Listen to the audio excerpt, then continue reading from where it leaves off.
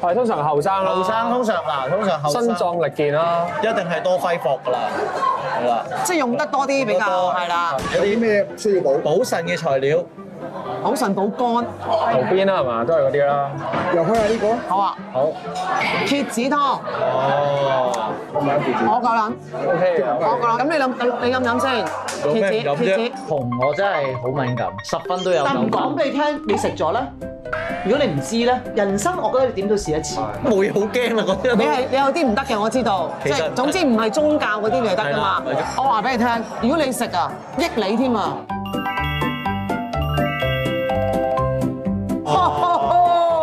呢個就係少爺湯，有牛鞭、牛尾、牛筋、雞腳、海龍、海馬、馬卡。呢個頭，呢個就係個公園啦，聽金一路落，呢個咧就係咁打啦。晒蛇餅，係咪咁長？我想佢先至分開。真係咁長？哇！咁長㗎。你哋而家係咪清楚過我啊？平時買咩樣啊嘛？好難係咁樣嘅。得兩個男人真係唔幫手咧。係咯，成日喺度抽相、抽落、抽相、我以抽落為呢個係。堅物嚟㗎，我以為呢個係我試下啖湯啊，不如好冇？點啊？湯咯，佢藥材味嘅湯咯。好飲湯。誒，對唔住大家，我真係戒咗啦，我決定益啊豬仔。好啊，發獎勵我。好濃嘅粉國蓮藕大米粉。好濃嘅雞湯味咯。係。嗰邊，冇錯。好似啲蛋咁樣喎。其實牛筋一樣㗎咋，未煮腍嘅牛筋啫嘛。係再腍啲。再腍啲，係啦，有冇騷味嗰啲啊？冇嘅，完全冇。哇！其實似芋頭喎。唔係，我覺得似雞子嗰啲咁嘅 texture，right？鵝肝啦，睇下知。食埋黐鵝肝。做乜嘢啊你？冇咁嘅樣，冇咁嘅樣。得。交俾我。交俾我，唔好咁嘅樣，唔食唔緊要嘅。唔識嘢。但佢嚇。其實咪嗰啲咩叫雞子嗰啲咁感覺。嗱，但係我呢個咧，我覺得要點一點豉油，即係好老實講，佢個湯好濃，但係咧啲湯渣真係少愛啲辣椒豉油可能好啲。跟住你嚟㗎啦噃，冇問題㗎。係要食㗎喎。維咩啊？要食㗎，佢都食咗咯，點解你唔食啊？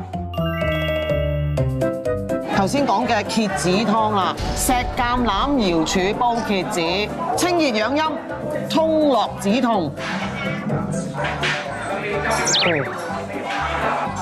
係啦，跟住咧嗰啲槓咧，我哋係唔食嘅。咁我哋中間切個肚呢度。嗱，呢個我啦，你放心，我會陪你嘅。係，去攞一條。你睇佢樣，你個 close up，呢個 close up 佢賺咗個 close up，佢賺到 close up。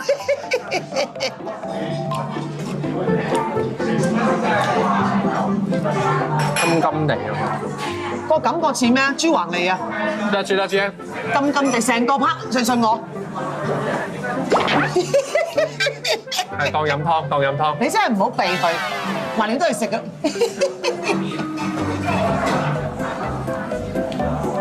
金地咯。係，佢好似越滴越金啊！有一隻蟹膏味嘅。嗱，仲有3隻。我本身唔好蟹嘅。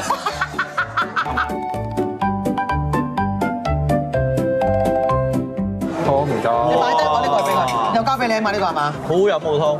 係啊，好飲啊都係好濃郁咯。因為嗰個草味咧，我諗係嗰個石橄欖個味咧都幾強啊，嗰種草青味。鹹香嘅。鹹香嘅係啦，但係呢個湯咧就200幾蚊，咁呢個湯咧就800幾蚊，哇！淨係兩個湯都1000蚊喎，你兩個做咗少爺啦，係咪啊？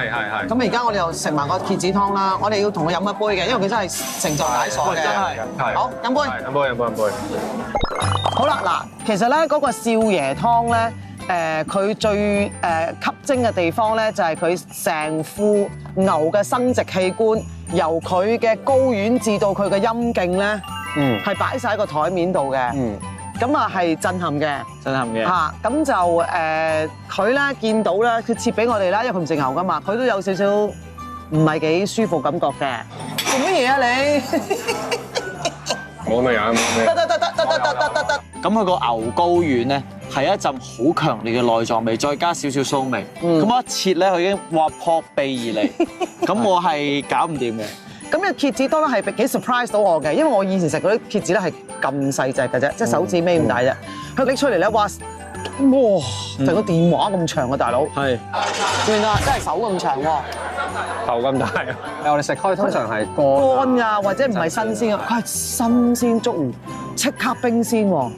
哇！嗰個震撼就係，我覺得即係呢間餐廳如果純粹以湯去飲嘅話，係值得嘅。咁因為首先蠍子湯呢樣嘢唔係周圍有得飲啦。咁第二就係飲落去其實係幾好飲嘅。第三當打卡咯。你同人講你食過蠍子喎。喂！佢成晚喺度打卡啊！佢成晚聲咪我飲咗蠍子湯，我飲咗蠍子湯，我飲咗蠍子湯啊！明兒姐你都係咁啦，你都 po 咗 story。